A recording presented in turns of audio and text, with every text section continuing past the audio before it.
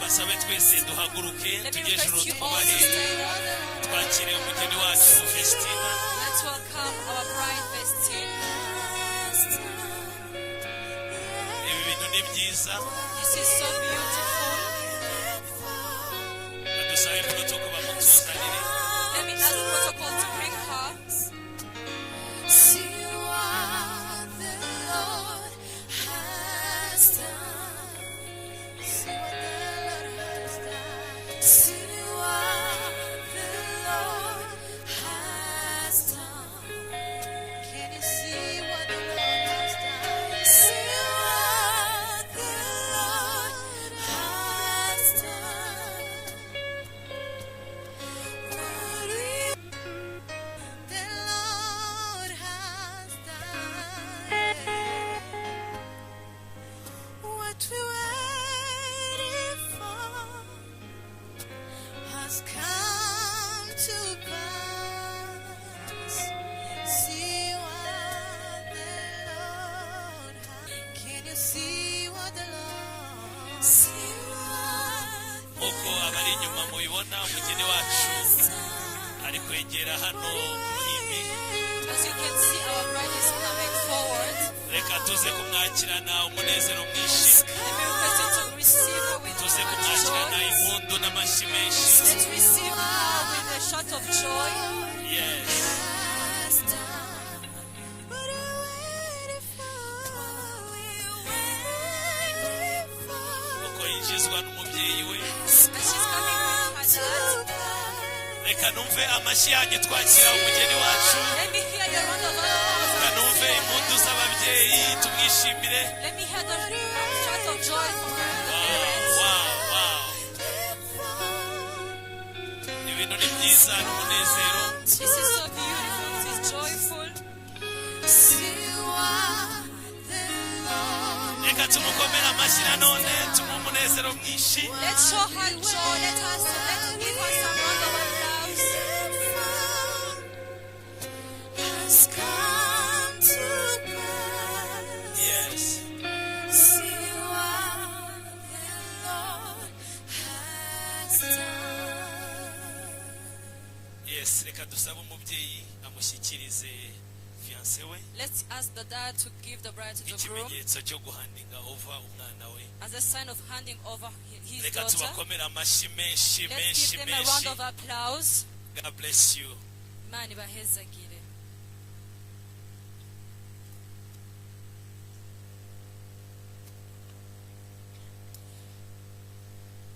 Papa urakoze cyane.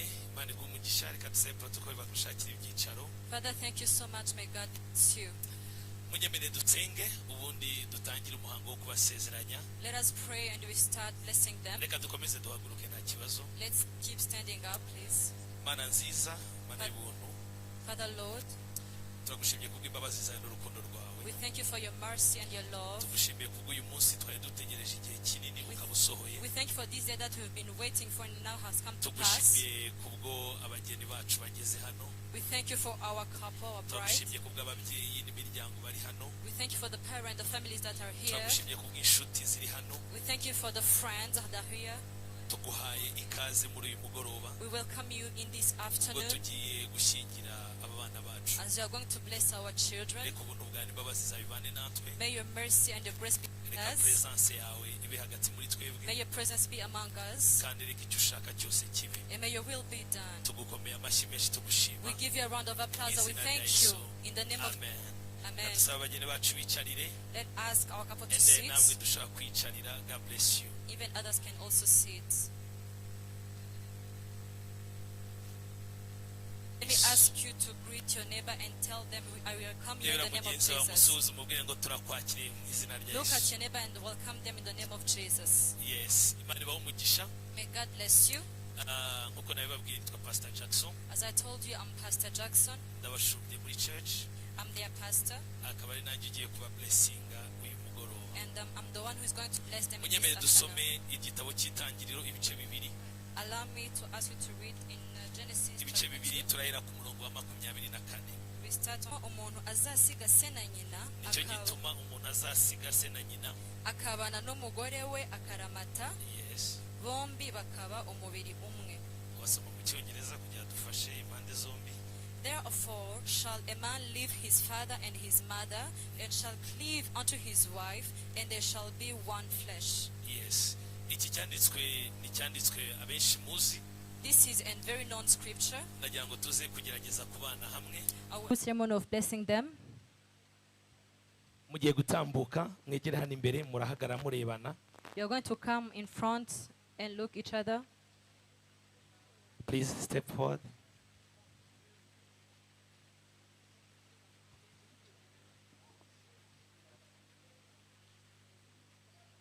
Marene ushobora kumufasha.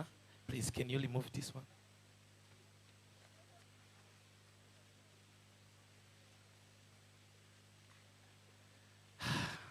Reka mbasabe twese tuze kubana. Let me ask you all muri to be with mwanya us mwiza in wo kugira ngo tubashyingire. this beautiful moment of blessing them.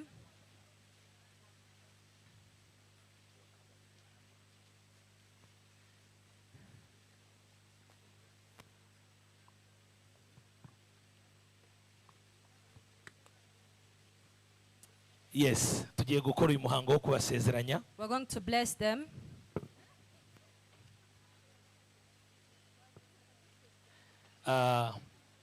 Ukuntu twebwe tubikora The way we do it, ntago tujya dutegura indahiro tubandikire ngo bazisome. we don't write for them the thing to read. Covenant, We don't write the covenant for them to read. isezerano cyangwa se The covenant. yes igihango, yes mu kinyarwanda. The covenant. Ahubwo turamureka buri wese akamusezeranya cyangwa se akamubwira ibivuye mu ndiba y'umutima. But we give them a space to promise each other what is coming from the heart. Ndetse akabimubwira amwambika n'impeta. And say that as he's putting the ring on his finger or her Ndaza finger. gusaba uyu n'umwanya mwiza tuba tugezemo. This is a very good time we are in. Badutegurire microphone pare babe hafi na Marene kugira baze kubafasha.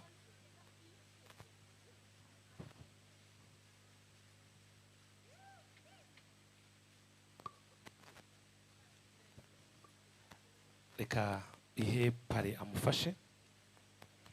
Impamvu tubikora The reason why we do this no kugira ngo buri wese amubwire ikimuvuye ku mutima kuruta uko yavuga icyo pasiteri yanditse. is that they can tell each other what is coming from their heart and what pastor has written.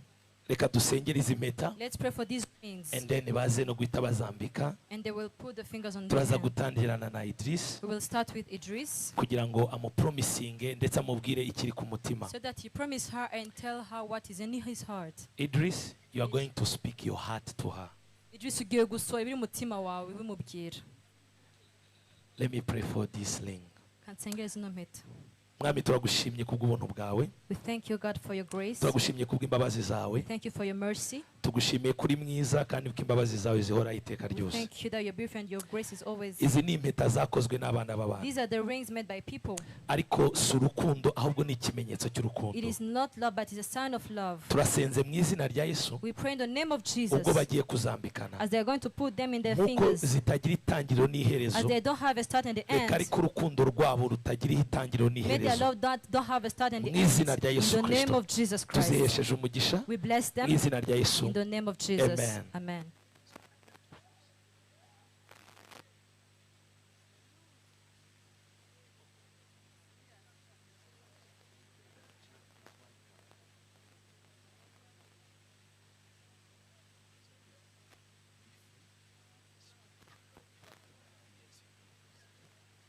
So, Idris, feel free, speak your heart. This is your day, no limitation. Please Idris wisanzure uno munsi wawe uvuga ikiri ku mutima. speak something. Gira icyo uvuze. It's your time. Wow. Today I give you my heart. Vestine uyu munsi nkwiye mutima To wanjye. walk by your side forever, to love you, Niyemeje cherish gukunda, you, and to support you, kugushigikira, and to support you in everything in life throughout us. I love you. I'm wonderful. Reka tumukomere amashyi menshi.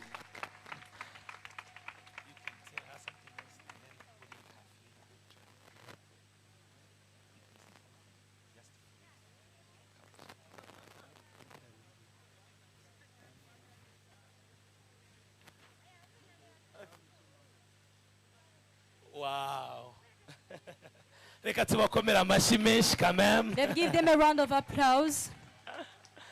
Okay, tugiye kumva noneho Vestine. I'm going to listen to Vestine. Vestine, wisanzure.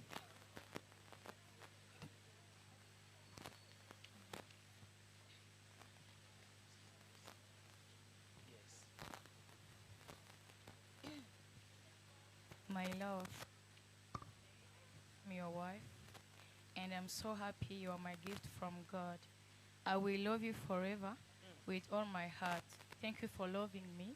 I say yes to you today and always. Oh, wow. Reka mubwira kandi amwambika impeta kibazo. Ibi bintu twabikomeye amashyi murabona atari byiza. Can you give a round of applause to this beautiful thing? Reka twongere tubikomere amashyi ababyeyi bavuza impundu. Let me hear the shout of joy from the parents. Yes. So now agiye gutwikurura umugeni we. He's going to unveil his bride.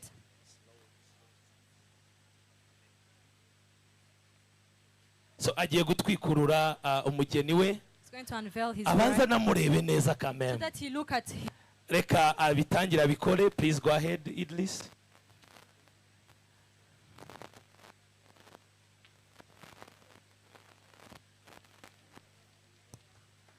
Wow. Ako mwakomye amashyi mba nashara ufite koko. Give them a round of applause if you're not jealous. Idris, you can hug her, please. Hug. A wonderful one. Oh. Ibi bintu ni byiza cyane rwose. So beautiful.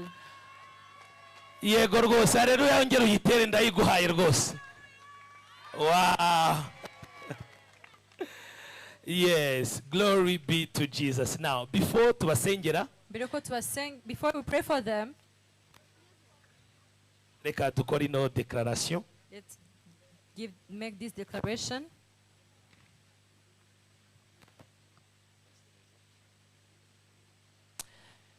Ngewe Pastor Mugisha Jackson, Me, Pastor Mugisha Jackson, kubw'ububasha mpabwa n'ijambo ry'Imana, by the authority I'm given by the word of God, kandi nkabihabwa no kurambikwa ibiganza by'ababyeyi, and by the hand that was laid to me by the parent, natuye ku mugaragaro I command today, imbere y'abantu, before people, imbere y'Imana, before God, ko Idris that Idris abaye umugabo wa Vestine, is now a husband to ndetse Vestine, Vestine abaye umudamu wa Idrisa. and Vestine is the wife of Idris. Iki uje ntihakagira umuntu utandukanye. Whatever God has united me, no one reunited. Amen. Reka Amen. dukomere Imana amashyi menshi.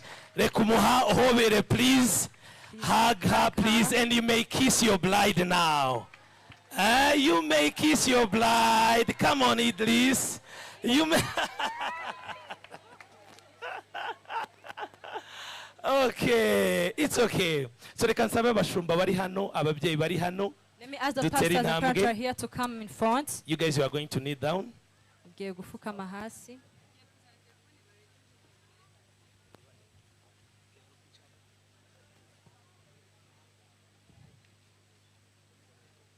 Yes.